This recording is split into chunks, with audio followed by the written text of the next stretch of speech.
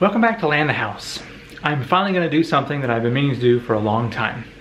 That's turn Land the House into a makeup channel. No, I'm just kidding. Ashley informed me that every time she goes to pull a plug out of the vanity mirror that I made her, the plug pulls the whole thing forward. So what I'm going to do is install this washer with a screw in it to the back side of the mirror. And that way, when she pulls on something, it will actually catch on the desk. And that should prevent the whole thing from pulling forward. At least, that's what I am hoping. So, let's give it a try.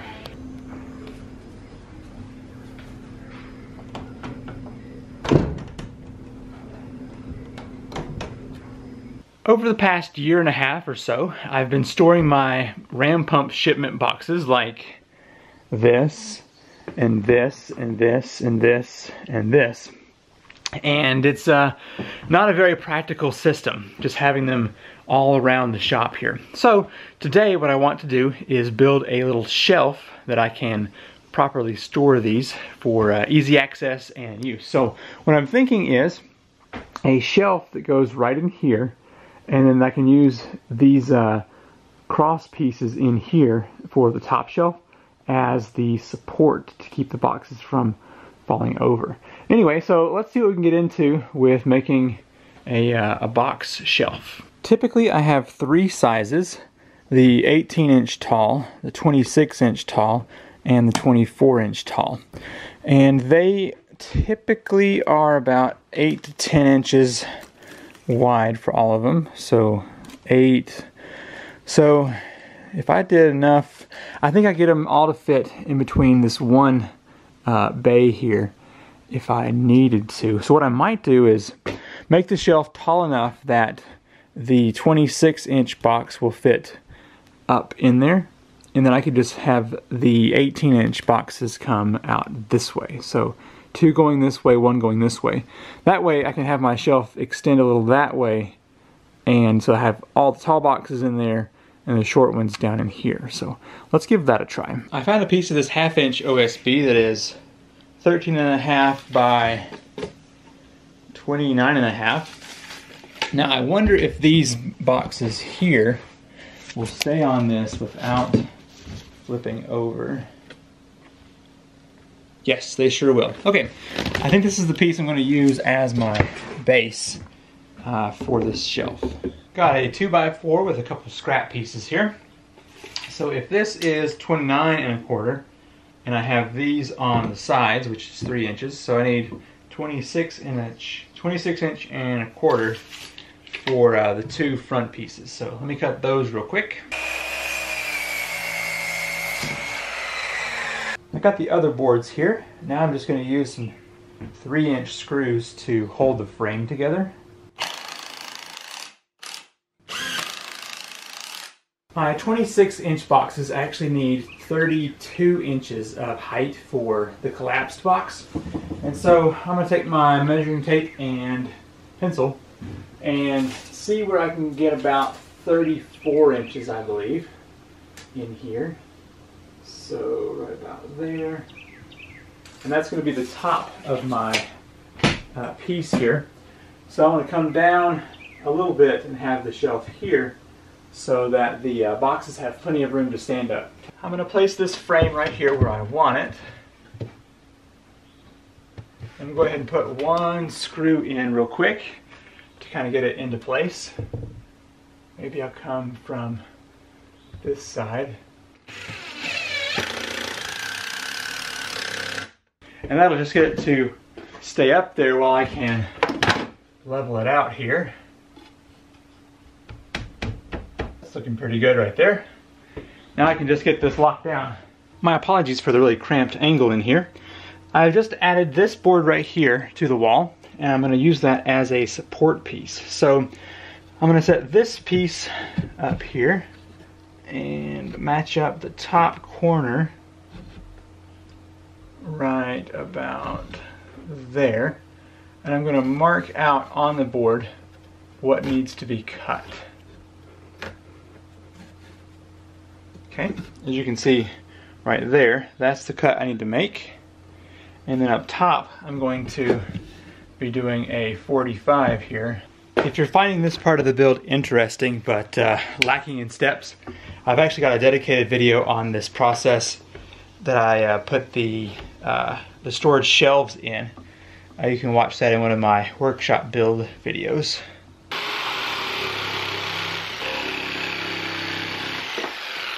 I'm actually wrapping up this build pretty quick. I think I'm gonna go smooth side facing out here.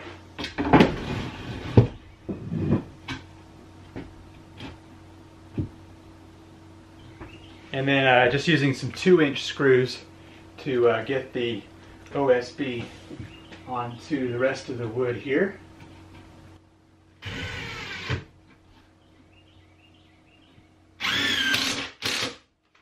And now it's time to see how well this is going to work. So I was thinking these would just be over here. Looks like I may need to add a couple of side pieces to keep these from falling over.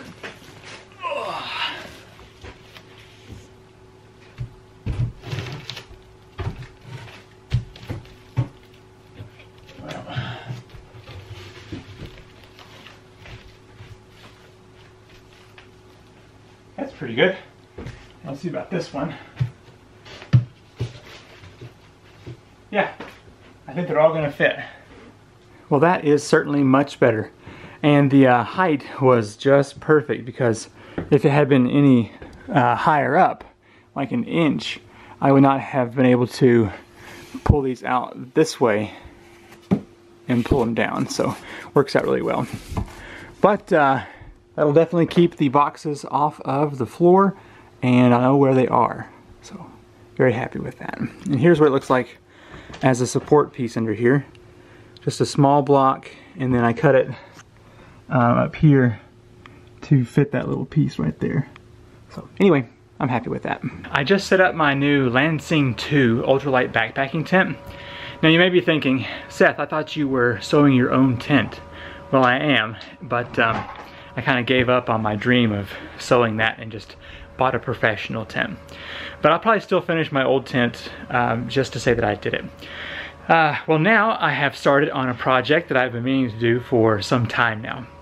The better looking workbench for inside the shop. So I've got a whole bunch of 2x6s and then some 2x4s, chopping those down to 4 foot.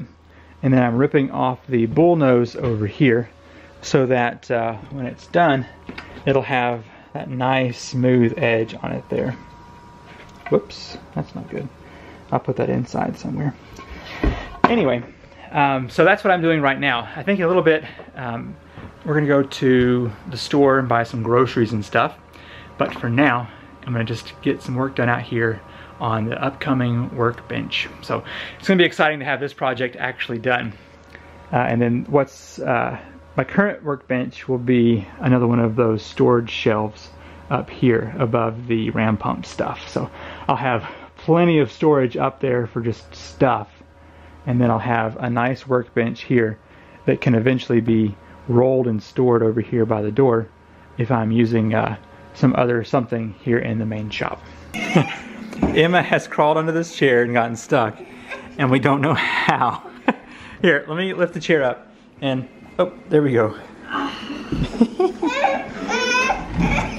You guys ready for supper? Okay.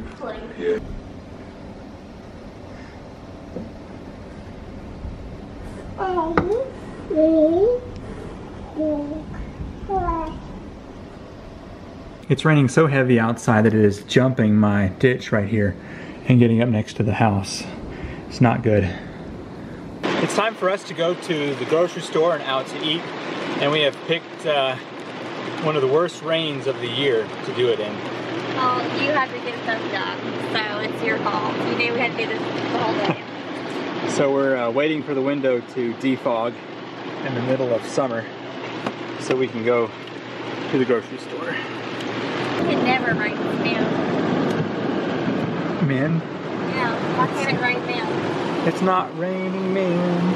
Well, it looks like my little wooden dam over there is diverting the water from up the hill. But all this is coming from off the house right there in the back of the hill. And culvert's full.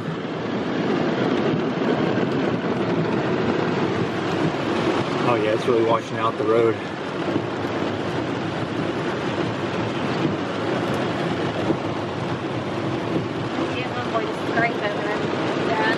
Yeah, look under the bridge over there. Huh. Wow. Good thing I mowed the grass just a moment ago.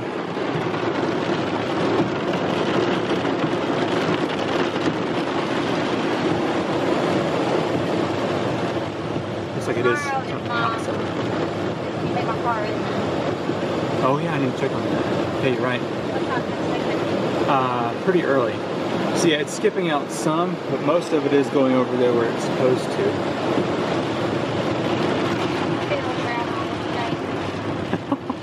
Snakes are probably loving this. Huh? The snakes are probably loving it. They love rain? They are amphibians. They're reptiles.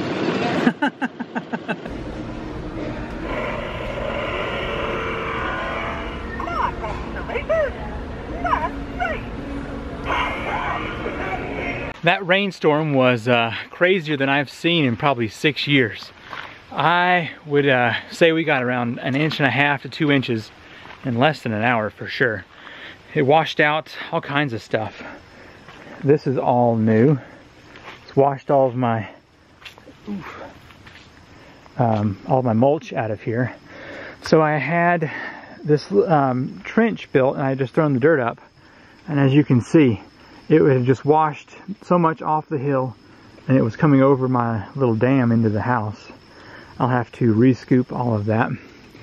But I was thinking, after all this rain, wouldn't it be fun to go to the mud hole on the four-wheeler? So I think I'm gonna do that real quick and see just how crazy it is.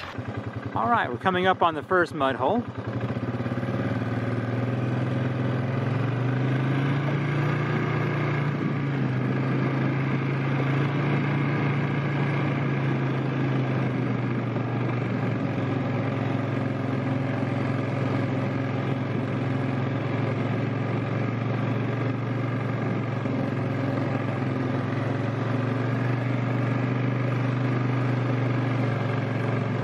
This one's not too bad.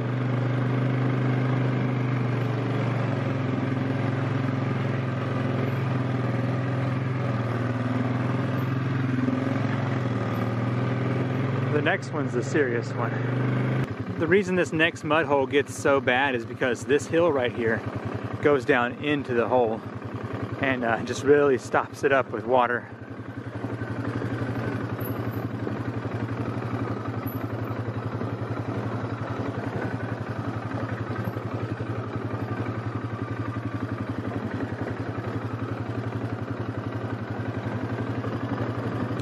On a normal day I can go through here with two-wheel drive, but today I'm expecting it to be pretty full of water. Let's just give it a go and find out.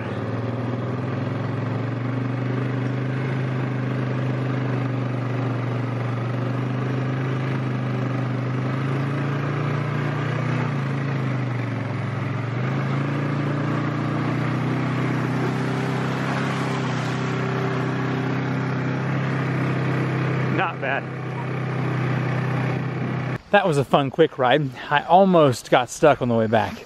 I was spinning all 4 tires trying to go out of that hole because we decided to stop in the middle of it. So I tried to reverse and it wouldn't go. Then I remembered if you hold down that yellow button on the handlebars, it engages 4-wheel drive for reverse. And I was able to get back about 2 feet and then gun it on out of there. Well, I thought I would walk down to the flume real quick and see this giant amount of water that's flowing by, and after that I'll probably close down the vlog for today. It's been a fun day though. Well, good news, the ram pump is still going, which means the intake must still be intact, pulling water. So there it is down there. But definitely a lot of water flowing through here today.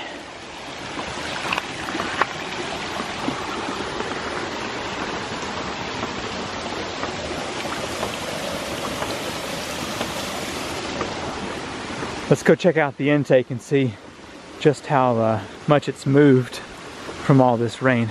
Looks like it's washed out over here some, but definitely still underwater. Oh yeah, a lot of small rock has built up there, so when the water goes down, I'll have to rearrange stuff a bit. I have seen the creek up a lot higher than this, and I'm guessing that all this came from basically less than an hour of rain, whereas in the past it's been a couple days of heavy rain, but nothing this heavy at one single time. Anyway, I'll have to rearrange this intake whenever the water goes down. I hope you've enjoyed this week's, I keep saying this week's, but you tired? You ready for bed? You ready for bed? Anyway, I hope you've enjoyed today's vlog, and we'll catch you later. Bye. Say bye. Bye. Bubba? Bubbles?